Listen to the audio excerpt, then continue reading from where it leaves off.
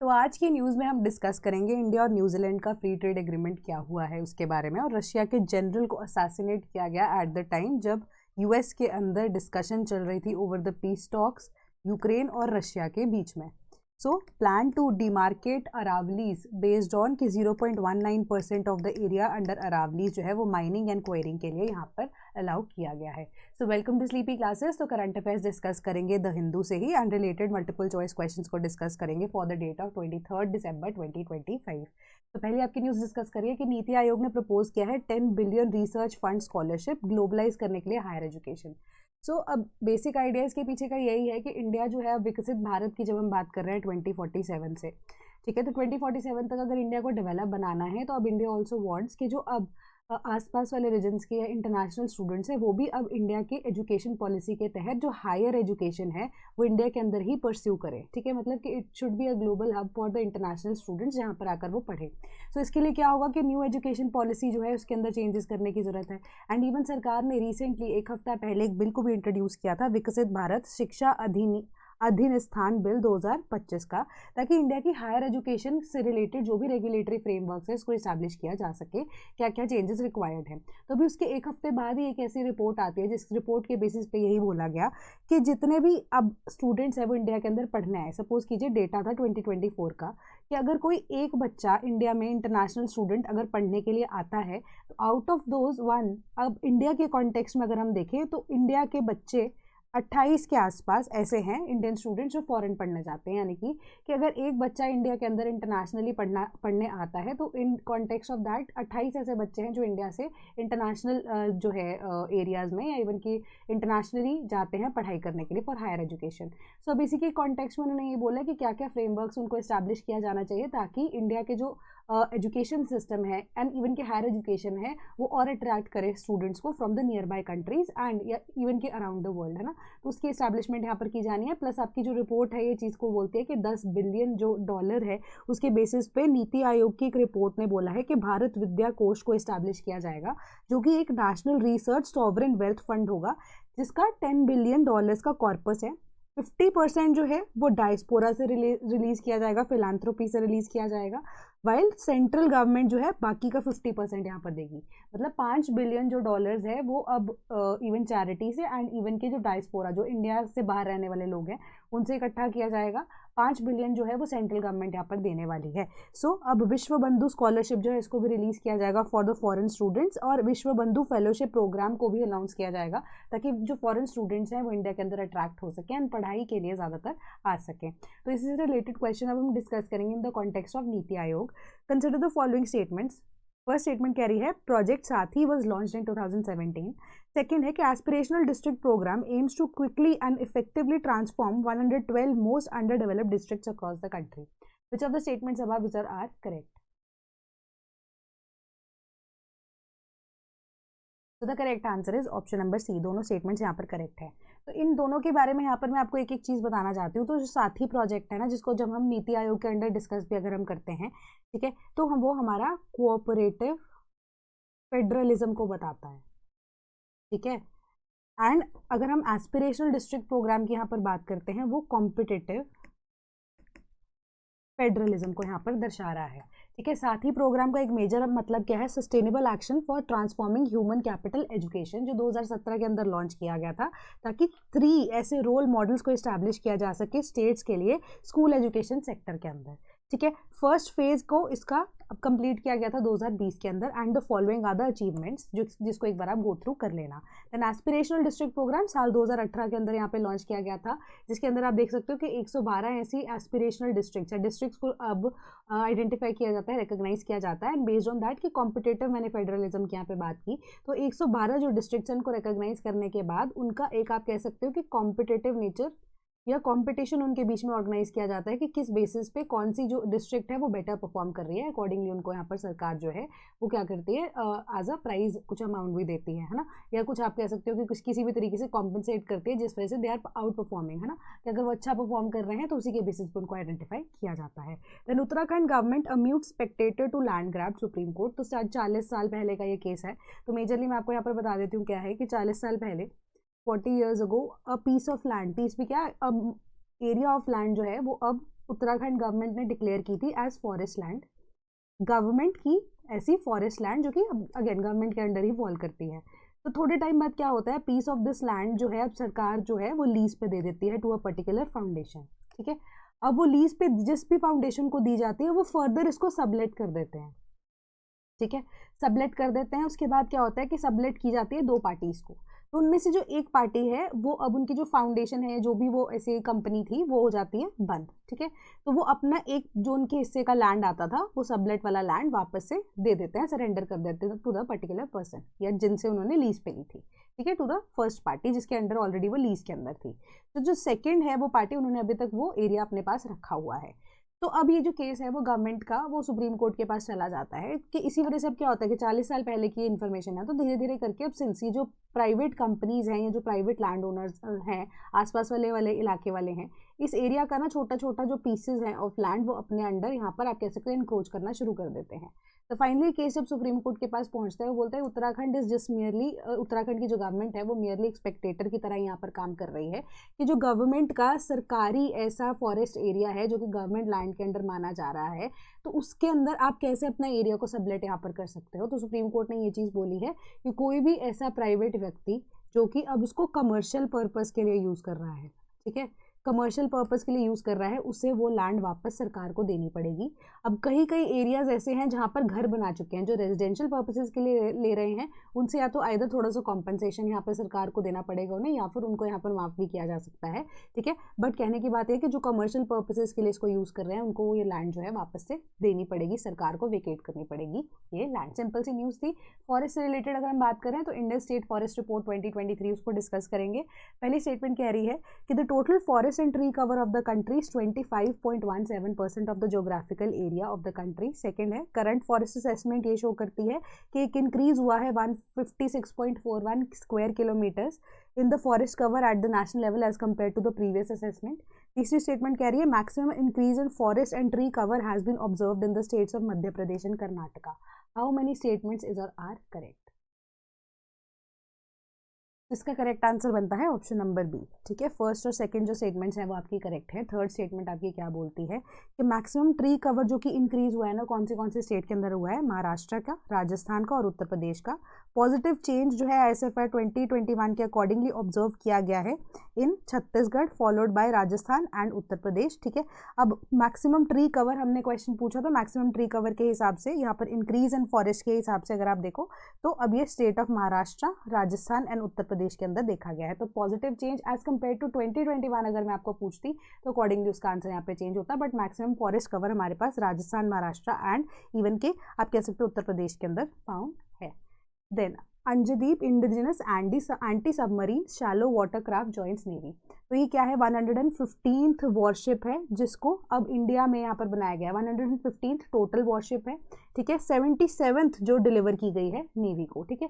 तो अब एयरफोर्स के पास भी होती है, ऑब्वियस सी बात है कि शिप्स कई बार उन्होंने भी अपने पास रखी होती हैं, इवन की मिलिट्री के पास भी होती है, बट ऐसे 115th में से 77th ये शिप जो है डिलीवर की गई है नेवी को। अंजदीप की जब हम बात कर रहे हैं, अंजदीप नाम जो है वो अंजदीप आइलैंड से आता है जो कि करंटली अभी कर्नाटका एंड इवन गोवा के जो गवर्नमेंट है आपस में उन दोनों के बीच में यहाँ पर जो एरिया है वो डिस्ट्रीब्यूटेड है। और ये पेत्या क्लास कॉर्वेट के अंडर यहाँ पर फॉर्म की गई थी या उसको आइडेंटिफाई किया जाता है। तो पेत्या क्लास जो है वो इंडिया की जो नेवी है उसके पास यहाँ पर पहले थी, 2003 के अंदर इसको डीकमीशन किया गया था। एंड यही पेत्या क्लास को अब कंटिन्यू करते हुए अंजदीप जो है एग्जिस्टिंग वहाँ पर जो शिप थी जिसको डीकमीशन किया गया उसका वापस से नाम यहाँ पर अंजदीप रख दिया गया है, ठीक है। तो ये भी अब कॉर्वेट में पेत्या क्लास कॉर्वेट के अंडर यहाँ पर कवर होती है, ठीक है। इंडिजिनसली डिजाइंड है, 77 मीटर की लेंथ है। ASWC largest Indian naval warship है, प्रोपेल्ड बाय वाटर जेट्स। तो इसी की वजह से they are equipped with the state of art यानी कि बिल्कुल लेटेस्ट टेक्नोलॉजी में लाइट वेट टॉर्पीडोज ये लॉन्च कर सकता है। इंडिजिनसली डेवलप की गई है एंटी सबमरीन रॉकेट्स को और शैलो वाटर सोनार को जो कि एनेबल करती है effective detection and engagement of under water threats, तो ईजिली आइडेंटिफाई भी कर सकती है। तो अब ये इंडिया की अगर आप स्पेसिफिकली नेवी की बात करो उनकी स्टेल्थ को बहुत ज़्यादा बढ़ा रही है। तो अब इंडिजिनसली इसको फिट किया गया है 30 mm नेवल सरफेस गन जो कि अब 80% से ज़्यादा इंडिजिनस कंटेंट के द्वारा बनाई गई है कि 80% से ज़्यादा जो प्रोडक्ट्स हैं वो इंडिया के अंदर ही बनाए गए हैं। अंजना जो है एग्जाम्प्लीफाई करती है गवर्नमेंट का आत्मनिर्भर भारत का जो इकोसिस्टम है वो डेवलप करना चाहते हैं in the field of navy, ठीक है। तो इसको कमीशन किया गया है। देन क्वेश्चन डिस्कस कर लेते हैं। पहली स्टेटमेंट कह रही है Petya class corvette was a Soviet designed gas turbine powered warship. Second, Petia class corvette is in the Indian Navy well known as Arnala class corvettes. Which of the statements above is or are correct?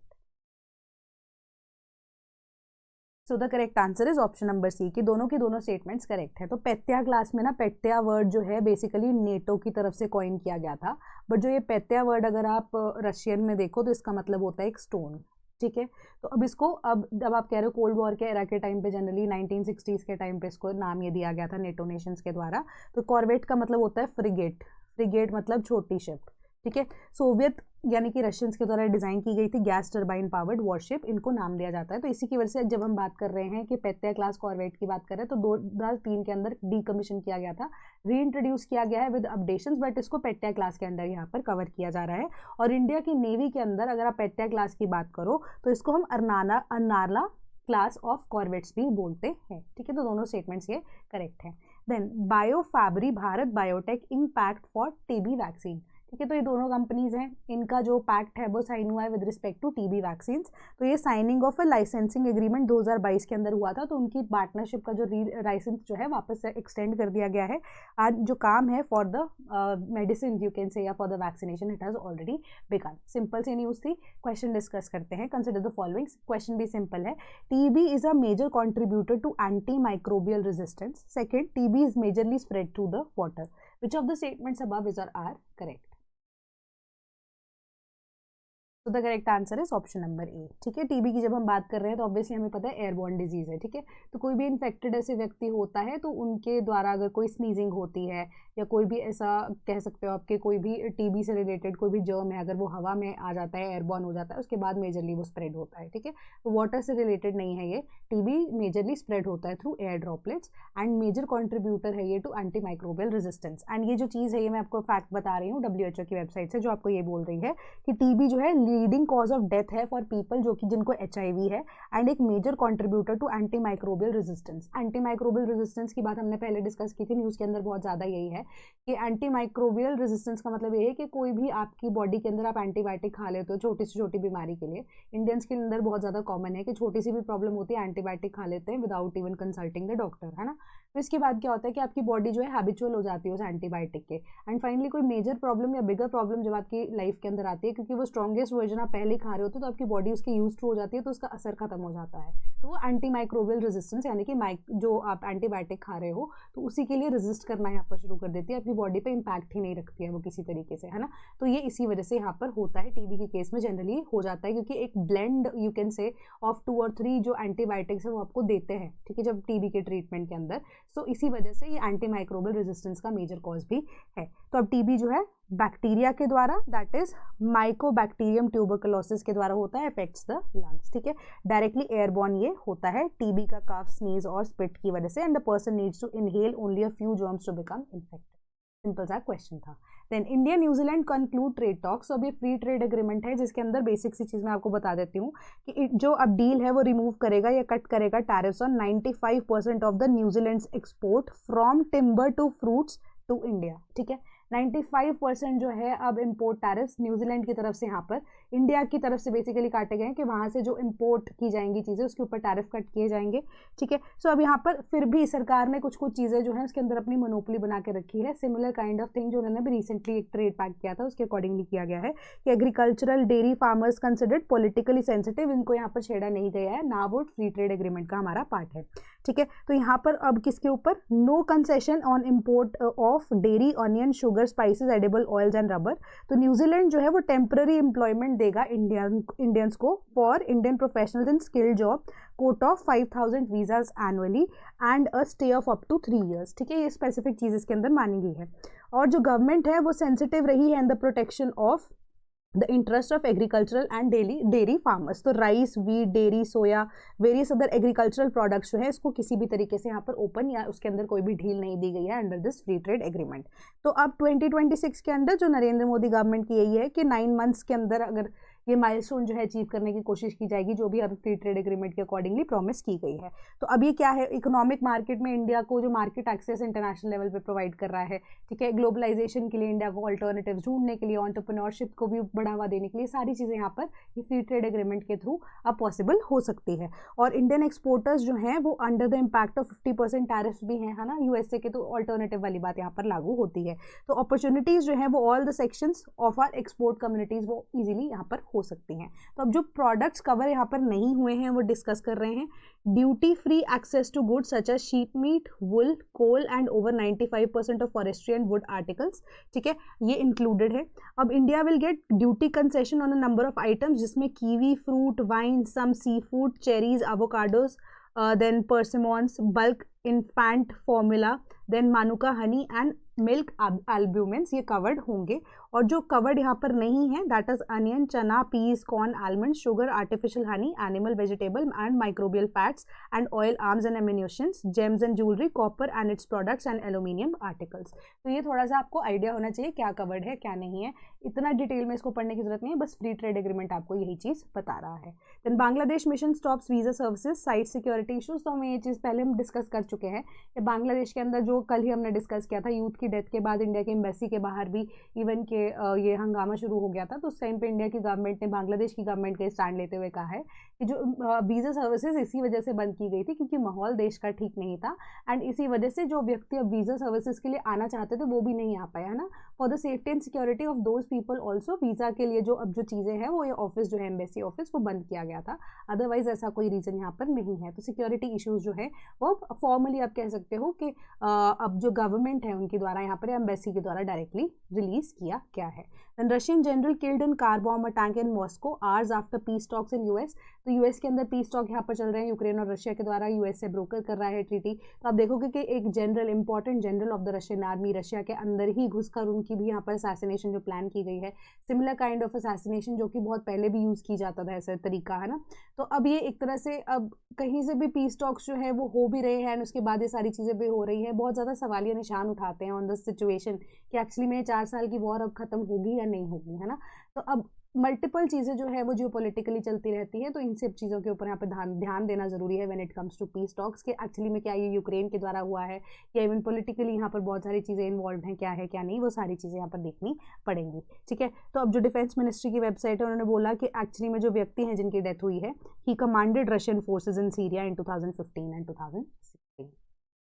तो plan to demarcate mining areas Aravalli is underway. तो central government ने अब बोल ही दिया है कि 0.19% जो है अरावली सिर्फ वहाँ पे माइनिंग एंड क्वायरिंग को अलाउ किया जाएगा, बाकी जितने भी एरियाज है 100 मीटर्स की हाइट है, इवन कि उससे कम वाले रीजन के अंदर भी अगर अरावलीज है, सारी जगहों पे माइनिंग यहाँ पर अलाउ नहीं की जाएगी। तो सरकार ने प्रोटेक्ट करने के लिए चीज़ों को कि कोई भी नए लाइसेंसेज जो है माइनिंग एंड क्वायरिंग के लिए वो अलाउ नहीं किए जाएंगे, एंड जो एरियाज डीमार्केट किए जाएंगे वो इस बेसिस पे किए जाएंगे कि आसपास वाले इलाके में रिहाइश कितनी है नहीं है, एंड उसी के बेसिस पे हमारे पास जो रिसोर्सेज है वो किसी एरिया के अंदर कितने हैं उनको आइडेंटिफाई किया जाएगा इसी बेसिस पे कि यूनिफॉर्म तरीके से जो यूटीज़ हैं एंड इवन की स्टेट्स है जो कि फॉल करती हैं अंडर द अरावलीज, वहाँ पर जो डेवलपमेंटल एक्टिविटीज़ है उसको कैरी आउट किया जा सके। तो एक uniform definition of what constituted the Aravali range of hills applicable across all the states and UTs where the Aravali range is found remains elusive, ठीक है। तो उसी के बेसिस पे इसको अलाउ किया जाएगा।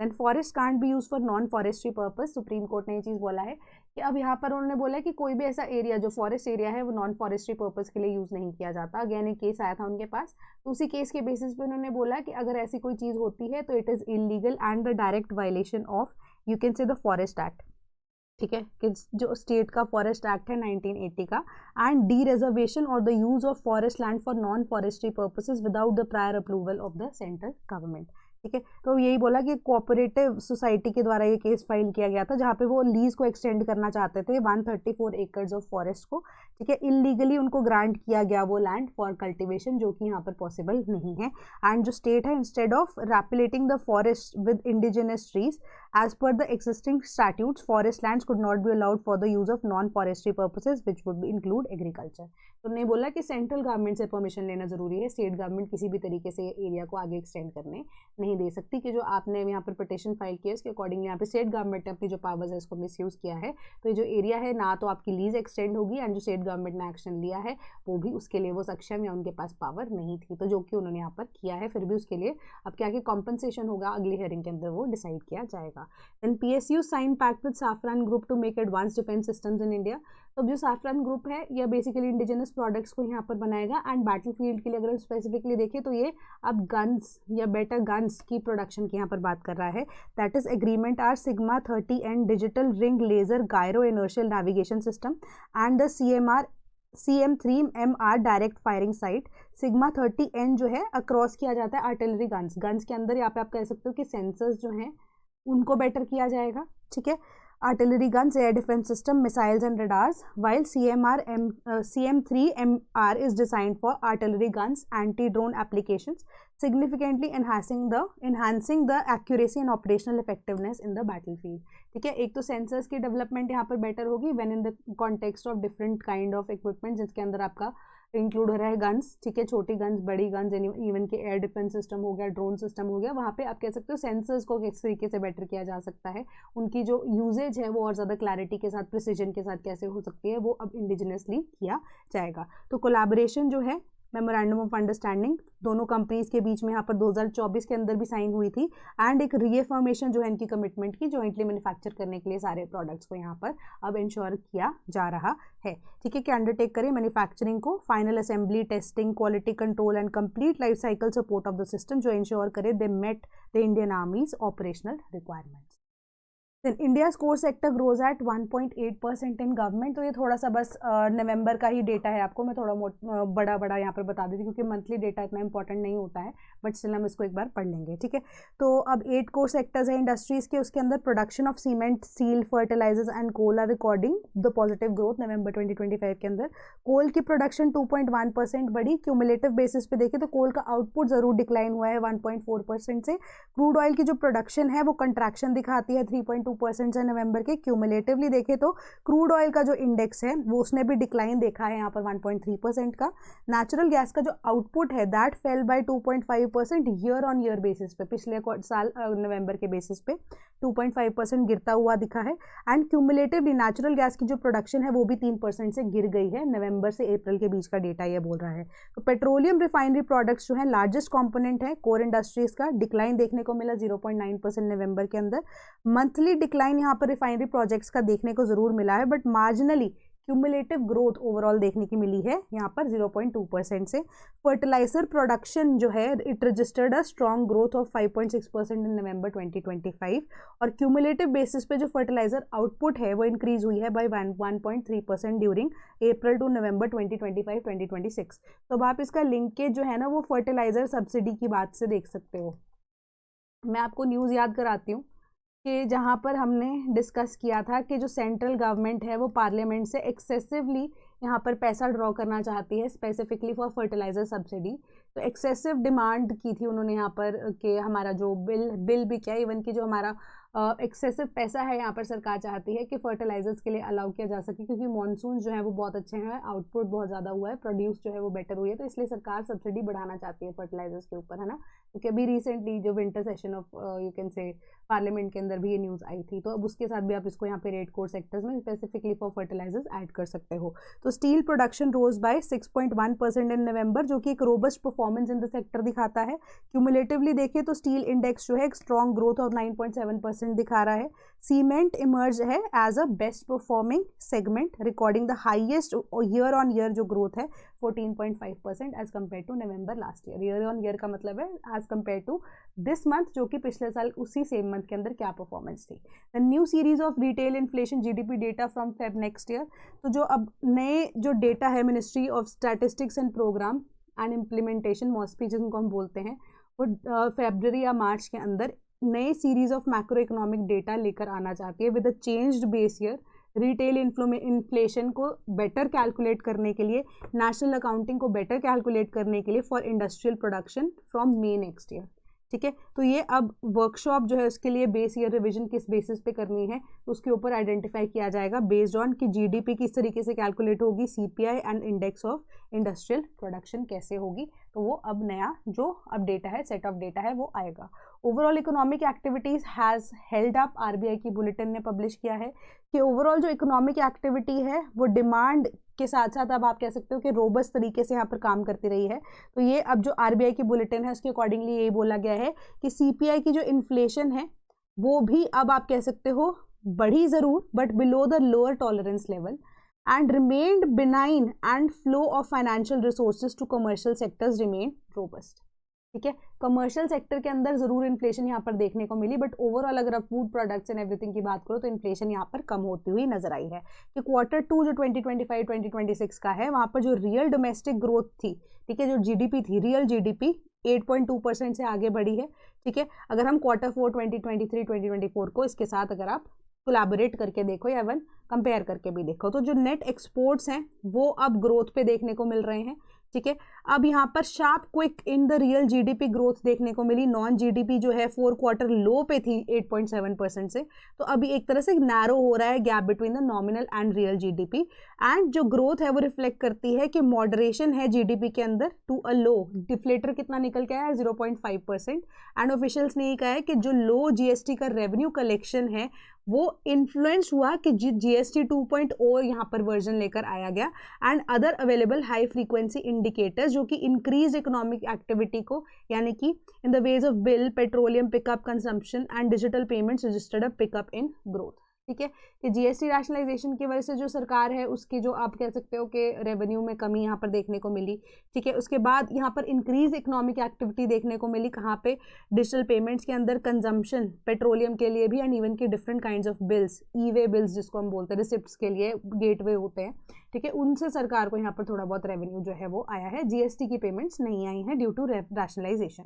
तो Ukraine Zelensky says progress quite solid in US led peace talks. तो उन्होंने यही बोला है यहाँ पर कि यूक्रेनियन प्रेसिडेंट ने कहा है कि नियरली 90% ऑफ द यूक्रेन की जो डिमांड्स हैं उसके ऊपर चर्चा हो चुकी है but there are certain instances जहाँ पर इवन की जो demand even from Ukraine and even from Russia side ना वो थोड़ी सी अलग सी और डिफरेंट सी और बहुत ज़्यादा ऐसे लगता है कि मुंह खोलने वाली बात है। मतलब कि जो डिमांड्स दोनों कंट्रीज एक दूसरे के सामने रख रही हैं कि वो कई बार ना मतलब उन्होंने खुद से भी एग्री किया कि इवन कि यूक्रेन भी ऐसे डिमांड्स रख रहा है, इवन रशिया भी ऐसे डिमांड्स रख रहा है जिनका कोई मतलब नहीं है ना, या वो बहुत ज़्यादा है एक्सपेक्टेशन से भी कि जो चीज़ यहाँ पर फिजिकली पॉसिबल हो भी नहीं पाएगी। बट 90% ऑफ द टॉक्स उसके ऊपर हो चुकी है। अभी बहुत सारे काम ऐसे हैं जो कि हो सकता है आने वाले टाइम में जिन पर डिसीजन लेना बहुत ज़्यादा मुश्किल होगा। ठीक है, अब इसके अंदर जैसे अब यहाँ पर डील के अंदर बोला गया है कि जो मिलिट्री पर्सोनल्स है यूक्रेन के, भाई उनके एक लिमिटेड नंबर होगा एंड इवन यूएस के द्वारा, यूके के द्वारा एंड इवन फ्रांस के द्वारा भी मिलिट्री बैकअप यूक्रेन के लिए होगा ताकि आगे कोई ऐसे जो दिक्कत है वो ना आए यूक्रेन को, है ना। एंड किसी तरीके का एनेक्सेशन जो है वो पॉसिबल यहाँ पर ना हो रशिया के द्वारा। तो ऐसी बहुत सारी चीज़ें जो हैं वो भी ऑनगोइंग है। उन्होंने बोला कि अब इसी तरीके से जो डिसीजंस हैं उनको पेंडिंग जो अभी हो रहे हैं उनके ऊपर डिस्कशन बहुत ज़रूरी है एंड आने वाले टाइम में may be they are hoping कि इवन आइदर या तो कीव यानी कि यूक्रेन या फिर रशिया दोनों के बीच में एक सेटलमेंट होती हुई नजर आएगी कि सॉलिड बाउंड्रीज के साथ इस बार कि कोई फाइनल सोल्यूशन निकलेगा तभी इन चीज़ों के ऊपर इतना ज़्यादा टाइम लग रहा है। Then Cambodia, Thailand agree to hold ceasefire talks after ASEAN meet. ASEAN meet के बाद भी इवन के पहले भी अगर आपकी 2024 के अंदर यहाँ पर लड़ाई खत्म हो चुकी थी, तुम सीज फायर डिक्लेयर कर चुके थे, वापस से लड़ाई शुरू हो जाती है, फिर सीज फायर डिक्लेयर होती है, फिर वो सीज फायर कोलैप्स हो जाती है ना, वापस से तीसरी या चौथी बार आप सीज फायर डिक्लेयर कर रहे हो, है ना। तो अब इसी वजह से उन्होंने बोला कि आपकी एक 100 साल पुराने मुद्दे की वजह से इस बार क्या हुआ है, एटलीस्ट 9 लाख से ज़्यादा लोग तो डिस्प्लेस हुए हैं, 40 लोग यानी कि 40 people have lost their lives. तो अब एक बार वंस एंड फॉर ऑल जो आपके बॉर्डर के टॉक्स हैं उसको कंडक्ट कराइए, सीज फायर को डिक्लेयर कीजिए एंड फाइनली डिसाइड कीजिए कि कौन सा एरिया कौन सी जो कंट्री है उसको बिलोंग करेगा, नहीं करेगा, सेम ही बॉर्डर रहेगा, उसके ऊपर डिसीजन लीजिए क्योंकि जो लोग हैं वो परेशान हो रहे हैं। ठीक है, Denmark was to defend border as US names envoy to Greenland.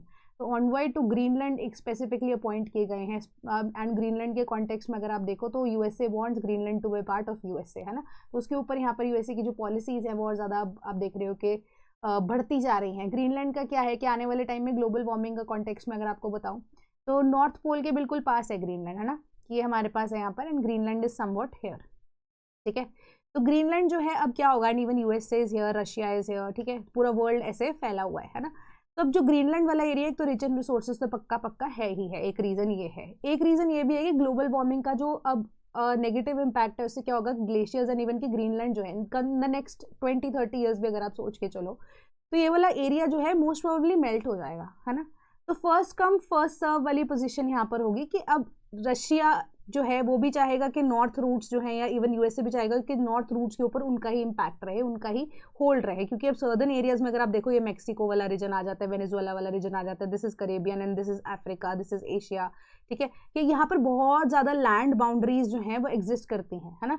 एक फ्री एंड स्मूथ ट्रेड के लिए with in the other Nations एक नॉर्थ रूट का होना बहुत ज़रूरी है। इसीलिए इस टेरिटरी ऑफ ग्रीनलैंड को चाहती है इवन की रशिया, इवन के USA and even China for better conduct and better hold of the trade, ठीक है।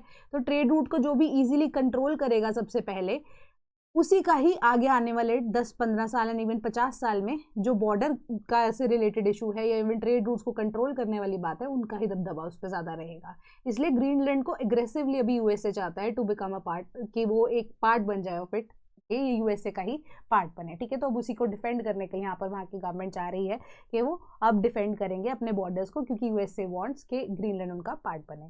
Then Tehran says weapons programme defensive in nature non negotiable. तो अब ईरान ने खुद से ही बात बोल दी है कि उनका जो डिफेंस प्रोग्राम है वो किसी भी तरीके से नॉन नेगोशिएबल है, कि वो डिफेंस का सिस्टम उनका इस्टेब्लिश करने का नेचर या उसके पीछे का रीजन यही है कि वो डिफेंस रखना चाहते हैं, ठीक है। उन्होंने बोला कि उनको खतरा है इजराइल से, उन्होंने बोला कि उनको खतरा है पूरे वर्ल्ड से and specifically Israel and USA से, ठीक है, कि जो भी अभी ये पूरा का पूरा इस साल के अंदर इशू क्रिएट हुआ उसके बाद इजराइल एंड इवन यूएसए, ठीक है, उन्होंने क्या किया है कि ईरान को दबाने की कोशिश पूरी तरीके से की है, ठीक है, कि इजराइल के साथ जब उनका पंगा यहाँ पर शुरू हुआ उसके बाद यूएसए ने बैकअप किया इजराइल का, है ना, कि ईरान को फाइनली कुछ ना कुछ ऐसा बैकअप की रिक्वायरमेंट तो है ही है कि आप हमें डीन्यूक्लियराइज डीमिलिटराइज करने की कोशिश कर रहे हो, तो उससे क्या होगा, हमारे पास बचेगा ही क्या पीछे से, है ना, कि हम अपने आप को इवन कि खुद से भी कैसे बचा पाएंगे, हम अपना सेल्फ डिफेंस जो है वो कैसे कैरी आउट कर सकेंगे, ठीक है। कि इंडिया, इवन इंडिया कह रही हूँ मैं, तेहरान का या ईरान का जो प्रॉपर प्रोसेस है यहाँ पर, उन्होंने बोला कि उनका जो वेपन सिस्टम है, उनका जो प्रोग्राम है, that is definitely not negotiable and वो उसको एक्सपैंड करेंगे एंड वो किसी तरीके से भी प्रेशर में वर्ल्ड के नहीं आने वाले हैं, ठीक है। एंड सबसे बड़ी बात, वो उसको एक्सपैंड करने की कोशिश करेंगे just because it is for their own defence. And यहाँ पर ये भी बोला गया कि 1979 तक, until the time Islamic revolution Iran के अंदर नहीं हुई थी, उससे पहले यूएसए वाज द वन जो कि अब technology and even weapons Iran को सप्लाई किया करता था, ठीक है। बट अभी वो इजराइल के साथ यहाँ पर हो गया, बिल्कुल ऑपोजिट यहाँ पर चीज़ें हो गई हैं, ठीक है। तो अब यहाँ पर यही चीज़ों को मेंशन किया गया है कि ईरान का इजराइल के साथ जब कॉन्फ्लिक्ट हुआ, कि इजराइल के ऊपर जब जो हमला किया गया ईरान के द्वारा ऑल्सो, कि उसके अंदर 28 से 30 पीपल जो कि इजराइल ओरिजिन के थे, they also lost their life, है ना। कि it is for them, for Israel and for USA, it is important कि टैकल किया जा सके ईरान को, and for Iran it they are seeking it as a self defence mechanism, है ना। तो इसके ऊपर अब क्या होगा, क्या चर्चा होगी, वो डिस्कस करते रहेंगे जैसे न्यूज़ आएगी। Then Saudi Arabia confers top civilian honour on Pakistan military ahead Asim Munir को, जो कि अब king Abdul Aziz medal for the excellent class, top यहाँ पर आप मिलिट्री हेड की पोजीशन आप तो पाकिस्तान के अंदर उनको मिल ही गई थी, बट अब उनको इंटरनेशनल यहाँ पर ऑनररी अवार्ड्स भी दिए जा रहे हैं, सिविलियन ऑनर उनको दिया जा रहा है ना। तो यही जो चीज़ें हैं उसको फॉलो किया जा रहा है। एंड रिसेंटली आप देखोगे कि सऊदी अरेबिया के साथ उनका यहाँ पर पैक्ट भी हुआ था, जिसके अंदर डिफेंस या जॉइंट मैकेनिज्म यहाँ पर इस्टेब्लिश किया गया है कि attack on Saudi will be attack on Pakistan and vice versa, है ना। तो एक तरह से ये कोऑर्डिनेशन दिखाई जा रही है दोनों कंट्रीज़ की, दोनों इस्लामिक नेशंस की, कि स्ट्रेटेजिकली ये कैसे ग्लोबल पीस को इस्टेब्लिश करने की बात कर रहे हैं। तो उनका वो खुद का कॉन्सेप्ट है ग्लोबल पीस, ठीक है। तो अब यही एक न्यूज़ है कि सऊदी अरेबिया ने कन्फर किया है top civilian honour on Pakistan military head Asim Munir. तो ये आपकी सिंपल न्यूज़ थी। दैन 2026-2027 के जो बैचेस हैं for UPSC they are live now. तो आपको करना क्या है, 1800-890-3043 हमारा जो टोल फ्री नंबर है उस पर कॉन्टैक्ट करना है, या sleepy.class@gmail.com पे आप हमें ईमेल भी कर सकते हैं बैच की इंक्वायरी के लिए, या हमारी वेबसाइट www.sleepyclasses.com पे आप हम विजिट भी कर सकते हो। कोई भी बैच अगर आपको सही लगता है तो आप उसकी इंक्वायरी करना चाहते हो कर सकते हो, डायरेक्टली परचेज भी कर सकते हो। सेम गोज फॉर यूपीपीसीएस का foundation batch for 2026, same website, same toll free number, comment section आपके पास अवेलेबल है, वेबसाइट पे आप भी यहाँ पर देख सकते हो, एंड इवन की आप हमें ईमेल भी कर सकते हो रिगार्डिंग द सेम। कोई और डाउट भी होता है इस न्यूज़ के रिगार्डिंग या कोई और न्यूज़ के रिगार्डिंग, तो भी आप हम मुझे टेलीग्राम ग्रुप पे फ्रीली पूछ सकते हो। तो that is all from my side today, thank you so much.